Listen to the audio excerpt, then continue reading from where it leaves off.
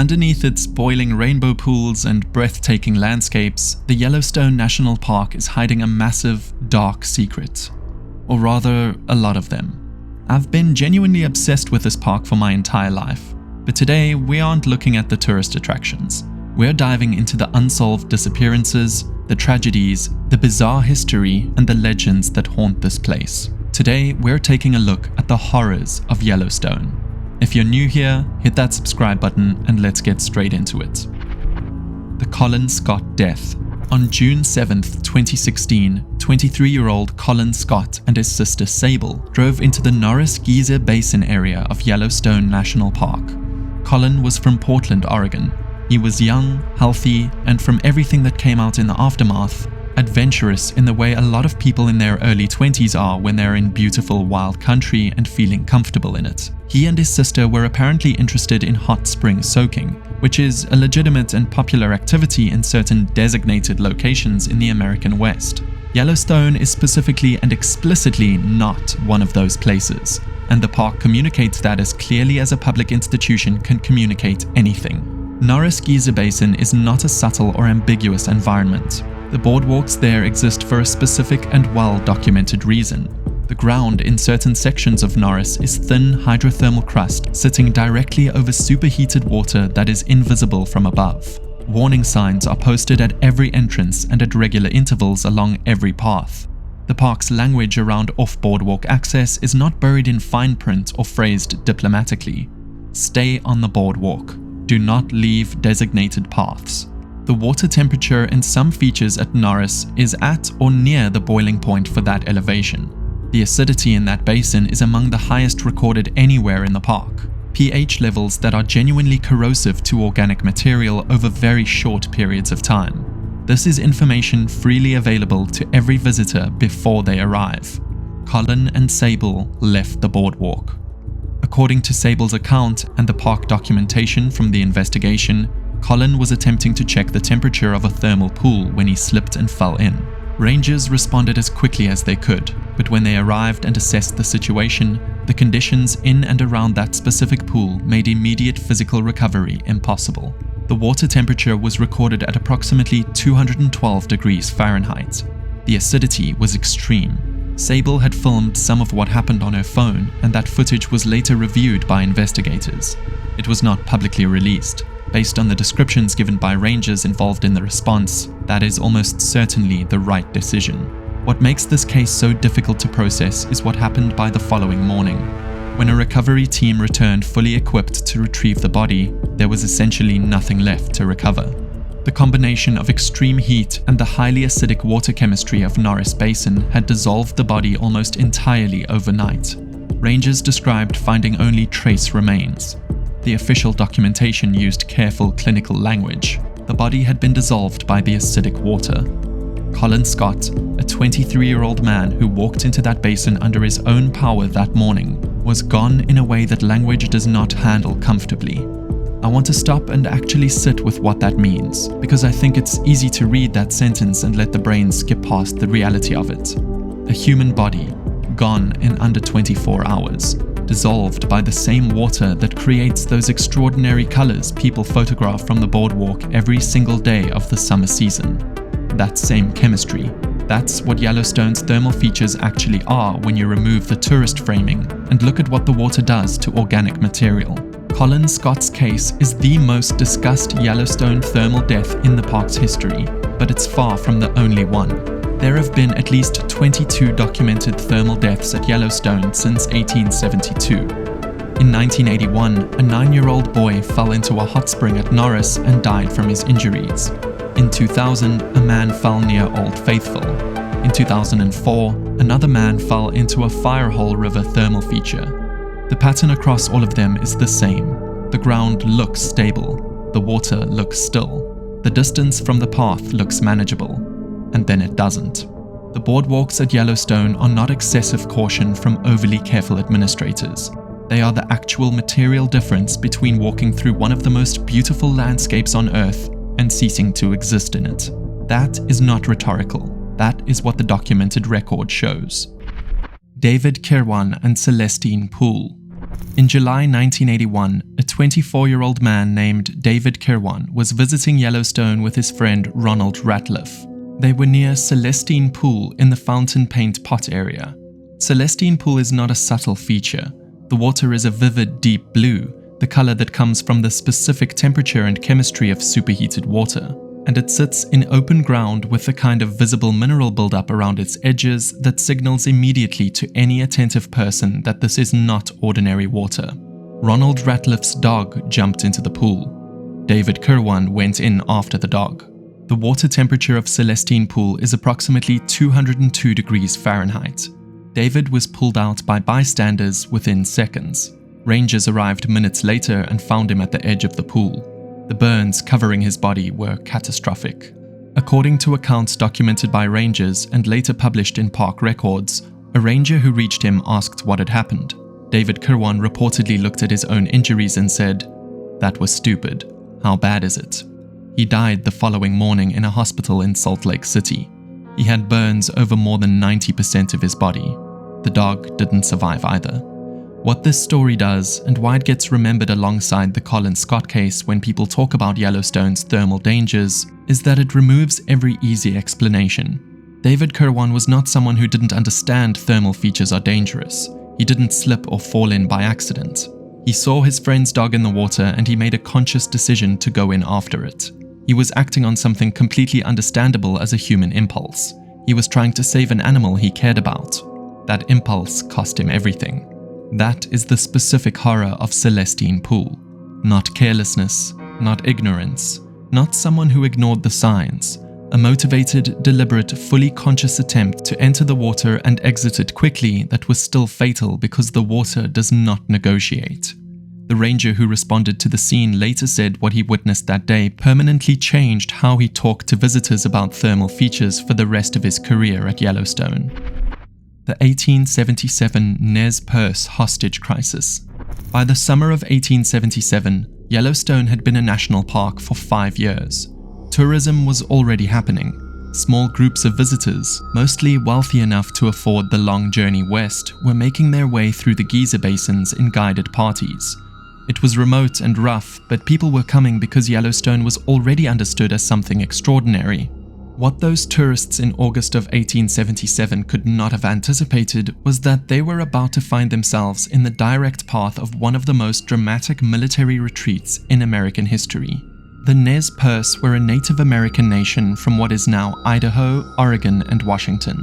In 1877, following years of broken treaties and escalating pressure to confine non-treaty bands to a reservation, a large group of Nez Perce refused and fled. What followed was a running conflict covering roughly 1,170 miles across brutal terrain, with multiple US Army units in pursuit as the Nez Perce moved toward the Canadian border and hoped for safety on the other side. Their route took them directly through Yellowstone. In late August 1877, moving fast and under military pressure, they entered the park and encountered several tourist groups in the Geyser Basin areas.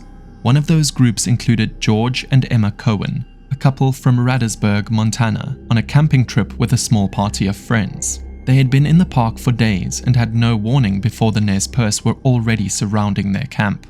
George Cohen was shot 3 times, once in the thigh during the initial encounter, once in the hip, and once in the head at close range when he tried to move at the wrong moment. Emma watched her husband shot in the head from a short distance and was certain she had watched him die. She and the remaining party members were taken with the group briefly before being released. The Nez Perce leadership did not want hostages slowing their movement. They were not a raiding party. They were a people trying to survive a journey to the border. But the violence against the Cohen party and the terror of what those tourists experienced was completely real, regardless of the larger historical context around it. Here's the thing about George Cohen. He wasn't dead. Shot 3 times, including once in the head, left alone in wilderness with no medical access, he regained consciousness after the group moved on and began crawling. He crawled for miles across multiple days, surviving on what the landscape provided, until soldiers eventually found him and got him to help. He recovered. He lived for decades afterward. Emma Cohen wrote a detailed first-hand account of everything that happened that August, and it still exists and is one of the most vivid primary documents from this period in the park's history. The Nez Perce continued through the park. 2 men from a separate tourist party were killed at a different location during the passage. The group pushed northward through Montana for weeks more before being stopped by the army just 40 miles from the Canadian border in October 1877. For Yellowstone specifically, this period represents something that quietly gets set aside in the standard park narrative. This land was not empty when it was designated in 1872. The Nez Perce traveled through it for generations. The Shoshone, the Crow, the Bannock, and other nations knew this landscape in ways no government survey team ever would. The 1877 crisis was a direct collision between 2 completely different relationships to the same piece of land, happening in the middle of geyser country in late summer, while other tourists were writing letters home about how beautiful and strange it all was. Emma Cohen's memoir holds all of it at once. The specific terror of what happened to her and her husband, the days of not knowing if George was alive, and the unironic, genuine beauty of the landscape surrounding all of it that she keeps returning to, even while describing everything else. That combination of horror and beauty existing simultaneously in the same place feels like the most honest description of Yellowstone I've encountered anywhere. The disappearance of Vance Bateman. Not every horror at Yellowstone involves thermal features or wildlife. Some of them are simply the park swallowing someone and not giving them back. In June 1999, 57-year-old Vance Bateman was visiting Yellowstone with his family. Vance was an experienced outdoorsman from Walla Walla, Washington. He was not a casual visitor stumbling into terrain he didn't understand. He was someone who had spent significant time in wilderness environments and was comfortable in them. On June 18th, the family was in the area near the Shoshone Lake Trail system, one of the more remote sections of the park's backcountry. This is not a day hike area. Shoshone Lake is the largest backcountry lake in the lower 48 states with no road access. To get there and back requires covering serious terrain through dense forest, over ridges, and through landscape that is actively managed for solitude, specifically because so few people can reach it. Vance became separated from his family group in that area. The exact circumstances of how the separation happened are not fully documented in what's publicly available. What is documented is what came after. When it became clear he had not rejoined the group as expected, park rangers were notified and a search was launched. The Shoshone Lake backcountry is not easy terrain to search.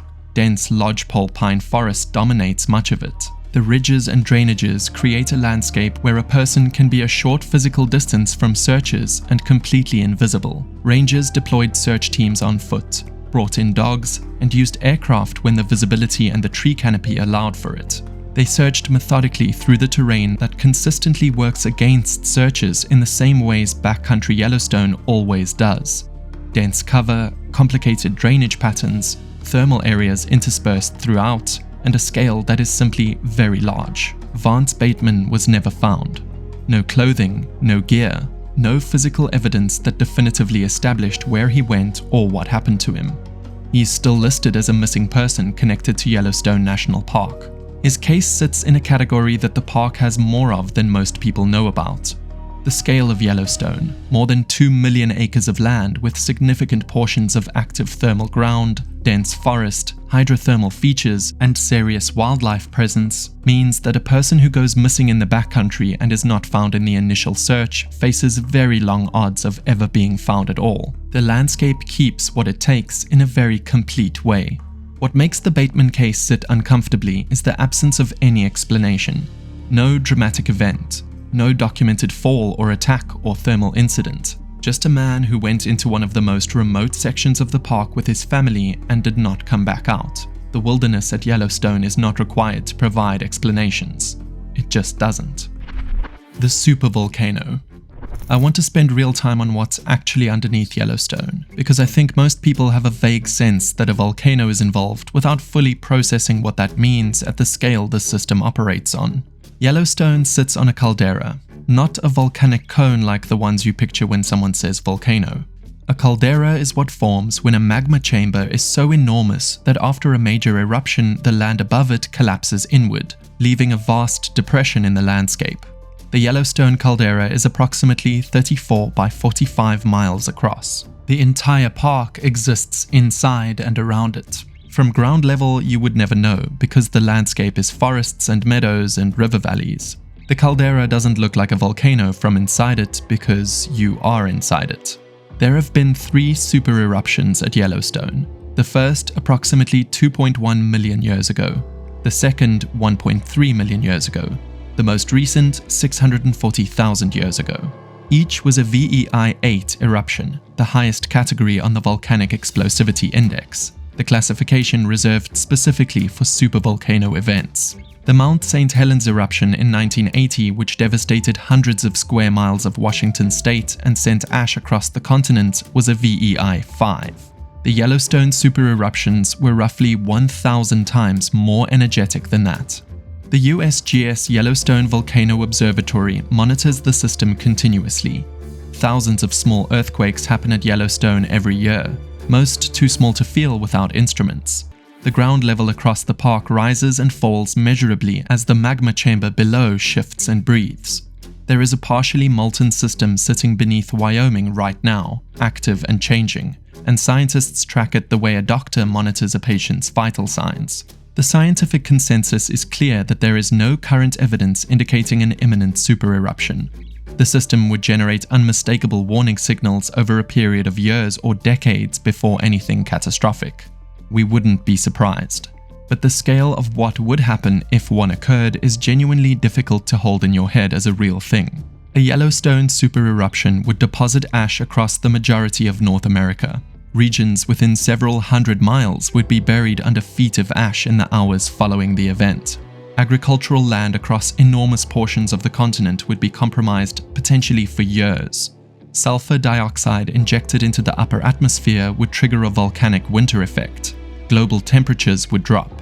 Food production systems across the northern hemisphere would be severely disrupted. The immediate death toll and the cascading collapse of infrastructure and supply chains across the United States alone would represent something entirely outside the range of any disaster in recorded human history. That's not dramatic language. That's the honest scale of what the system has already done 3 times before humans were here to document it. That is the flaw this park is built on. That is what the boardwalks and the geysers and the visitor centers and the Old Faithful webcam and all of it are sitting on top of. A system that, when it last fully activated, deposited measurable ash layers across 19 states and fundamentally altered the climate and ecology of the continent. And here's the thing I keep coming back to. You can go there right now.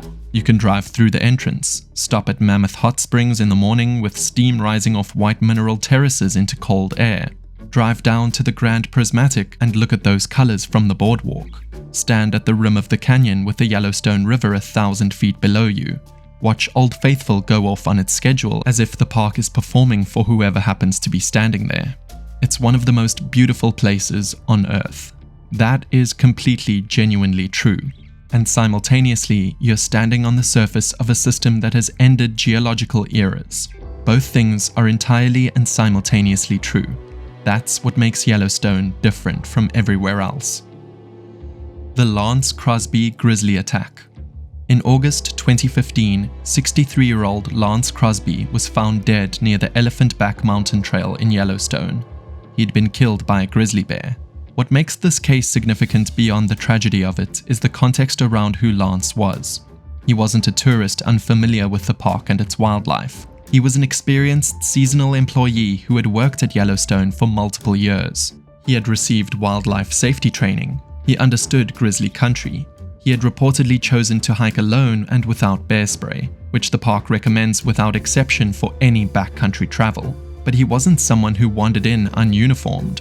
He was someone who had been deliberately choosing to live and work in this environment year after year. The investigation determined the bear responsible was a female grizzly with 2 cubs who had been in that area.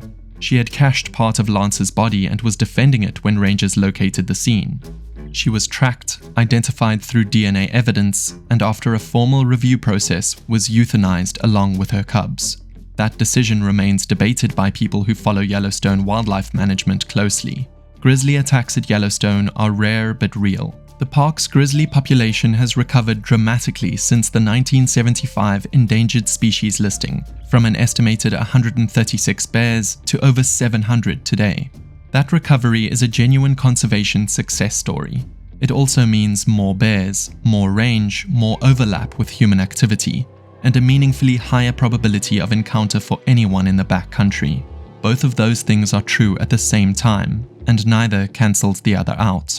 What's uncomfortable about Lance Crosby's case is the specific implication it carries. This was a person who understood the environment better than most visitors ever will, who had been there long enough to know the trails and the wildlife patterns, and he still didn't make it back from a trail he had probably walked before. Yellowstone's backcountry is grizzly habitat in the deepest sense of that phrase. That is their territory in a way it is not yours, regardless of how long you've worked there or how many times you have walked that trail without incident. Bear spray works. The research on this is consistent and clear. Bear spray has been shown repeatedly to be more effective than firearms in close-range grizzly encounters. The park recommends it for every backcountry trip, every time, without exception. The Lance Crosby case is the honest answer to anyone who asks whether that recommendation is really necessary. Why the tribes called it the burning ground. Before Yellowstone was a national park, before it was on any European map, before any non-native explorer had watched a geyser erupt, the native nations of the surrounding region had developed their own relationship with this landscape over thousands of years. And for many of them, that relationship was built on deliberate and respectful avoidance. Multiple nations, including certain brands of the Shoshone, the Crow, and the Bannock, referred to the Yellowstone region in terms that translate roughly as the place where the ground smokes, the burning ground, or the land of bad spirits. These were not poetic names. They were functional warnings passed down across generations because the landscape had consistently demonstrated over thousands of years that it warranted them. There is a completely practical explanation for this that requires no spiritual framework. The ground at Yellowstone is genuinely dangerous without any modern scientific vocabulary for describing why. People and animals fell through thermal crust. Wildlife wandered into pools and died. Toxic gases vented without warning. The oral traditions that said do not camp there, do not drink from those waters, do not linger here, were not superstition. They were accumulated empirical knowledge about a landscape that consistently punished people who ignored them. What I find genuinely interesting is that some of the earliest European American explorers who came back from Yellowstone with accurate descriptions were ridiculed.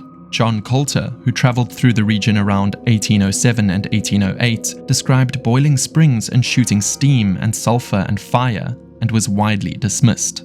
His account was called Coulter's Hell as a joke.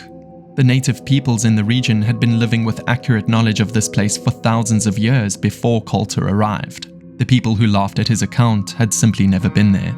The spiritual dimension of the tribal relationship with Yellowstone is harder to summarize without oversimplifying things that deserve more nuance. But the thread running through many of these traditions is that the forces active in this landscape were not neutral background features. They were active. They were aware in some way. You entered into a relationship with this place, or you faced the consequences of treating it like ordinary land. Standing next to a geyser that erupts on a schedule no human controls. Watching superheated water launch 100 feet into cold air while the ground vibrates beneath your feet. The earth roaring at you from somewhere below the surface. It's genuinely not difficult to understand why people living near this place for thousands of years concluded that something here was alive in a way that ordinary land wasn't. Because in a real geological sense, it literally is. The 1988 fires. In the summer of 1988, Yellowstone burned. Not a controlled burn, not a managed wildfire, but a firestorm that covered nearly 800,000 acres, roughly 36% of the entire park, before it was finally extinguished by the first autumn snows in September. The fires of 1988 began as a combination of natural lightning strikes and a small number of human-caused ignitions in a summer that turned out to be the driest in Yellowstone's recorded history. The park's fire management policy at the time allowed natural fires to burn under certain conditions as part of the ecosystem's normal cycle. That policy had worked without catastrophe for years. In 1988, the conditions were different. The drought was extreme, the wind was persistent, and the fires that should have burned themselves out within days kept going. By July, it was clear that something unprecedented was happening. Individual fires merged into larger ones. Fire fronts advanced miles in a single day when the wind picked up. Flame lengths reached 200 feet in some areas. Embers were carried by wind more than a mile ahead of active fire lines and started new ignitions before any suppression effort could respond to them. A crew of 9,500 firefighters eventually worked the fires at peak operations. Military personnel were deployed. Every suppression tool available was used. The fires burned anyway because in those conditions they simply could not be stopped. They stopped when the weather changed.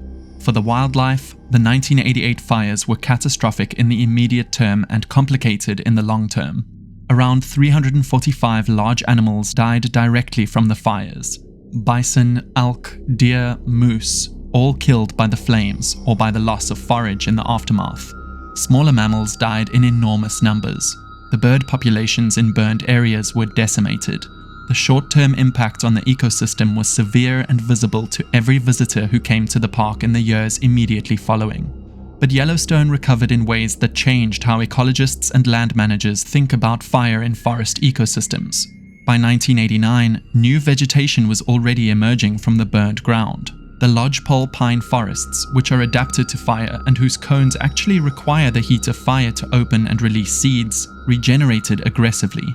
The burn mosaic created a patchwork of habitat types that supported greater biodiversity in some species than the uniform mature forest had.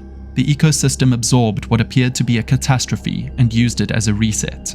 What the 1988 fires demonstrated, and what still shapes how people think about Yellowstone today, is that this park operates on timescales and according to processes that don't account for what humans prefer or expect from year to year. The fire management policy that failed catastrophically in 1988 under those specific conditions was not wrong in principle. It was simply operating inside a system that occasionally produces conditions it can't handle. Yellowstone's ecosystem is not managed for human comfort. It manages itself according to cycles of fire, growth, volcanic activity, and climate that predate human presence here by millions of years. We are visitors to a place that was running long before we arrived and will be running long after we leave. Strange Yellowstone. I want to end on something a little lighter, because for all the real horror Yellowstone contains, the park also has this layer of genuine strangeness that I love and can't leave out of a video like this. Rangers at Yellowstone deal with situations that simply don't arise anywhere else. The park manages every single season what has become a well-documented phenomenon around visitor behavior near wildlife. People have placed bison calves in their cars because the calf looked cold and they were worried about it. That has happened more than once. Visitor groups have crowded so close around bison for photographs that the animal charged and sent multiple adults into the air. A man once stood at the active edge of a thermal pool, attempting to lower his feet toward the surface, and genuinely could not understand why rangers were running at him from two directions. The bison thing deserves more attention than it gets, because the reputation and statistics are completely misaligned. Yellowstone consistently averages more visitor injuries caused by bison than by bears every single year. Every year. Not because bears are not dangerous, because they absolutely are, but because bison are everywhere in this park at all times. They're very large, they accelerate much faster than their size suggests is possible, and they have no interest in the social contract you're trying to maintain by standing just a little bit closer for a better angle. A full-grown male bison weighs up to 2,000 pounds and runs 35 miles per hour.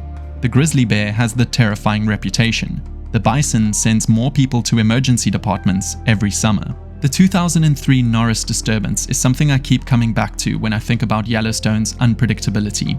In that summer, ground temperatures across parts of Norris Geyser Basin spiked dramatically with very little warning. New thermal vents opened in locations where none had previously been. Trees began dying from heat exposure at their root systems. Sections of trail were closed for months because the surface of the ground was actively too hot to walk on safely. No eruption, no earthquake, no dramatic precursor event. The system simply adjusted to a new configuration, and the surface responded accordingly. The Norris disturbance is the event that Yellowstone scientists reference most consistently when they want to illustrate that the park's thermal behavior is not static and is not done changing. There is also a matter of the lights. Multiple early visitors to Yellowstone and various rangers over the decades wrote about unusual glow effects around certain thermal features during darkness. These are real, and they have real scientific explanations that are, I would argue, almost as interesting as any supernatural alternative. bioluminescent bacteria in certain spring runoff channels produce actual light in darkness. The thermophilic microorganisms responsible for the vivid daytime color rings in hot springs produce faint bioluminescence under the right conditions after dark. There are sections of Yellowstone at night where the ground glows, where heat radiates visibly into cold, dark air, where the sounds of the thermal features carry across the landscape in ways that feel designed rather than geological. It is explained and yet does not feel fully explained. It's beautiful and it is strange, and it is real. The last thing I want to mention, and the one that captures something true about this place in a way that's hard to state directly, is a pattern that comes up in wildlife research around the park. There are documented cases going back decades of large animals including wolves, bison herds, and elk exhibiting strong avoidance behavior around certain thermal areas, turning back from routes they have used many times before, refusing to enter terrain they could physically cross, choosing significantly longer paths around specific sections of park landscape. Some of this reflects learned behavior passed through generations of animals. Some correlates clearly with gas venting that animals detect through smell in ways humans walking the same trail can't. And some of it the researchers cannot currently account for with available data. The animals know something about this landscape that we are still in the process of learning. Given that they have been living in it and passing that knowledge forward across thousands of generations while we have been visiting for 150 years, that probably makes a certain kind of sense. That's the thing about Yellowstone I keep returning to across everything we talked about today. It's one of the most extraordinary and beautiful places on Earth. The kind of place where you understand immediately why someone in 1872 decided it needed to be protected forever. The bison and the wolves and the geysers and the rainbow springs and Old Faithful performing on its own schedule as if the park is showing off for whoever happens to be standing there are all completely real and worth every photograph and every word ever written about them. And somewhere underneath the visitor centers and the parking lots and the boardwalks and the ranger stations and the gift shops, the hotspot is still there. The magma chamber is still shifting. The thermal plumbing running underneath all of it is still adjusting to configurations we don't fully understand.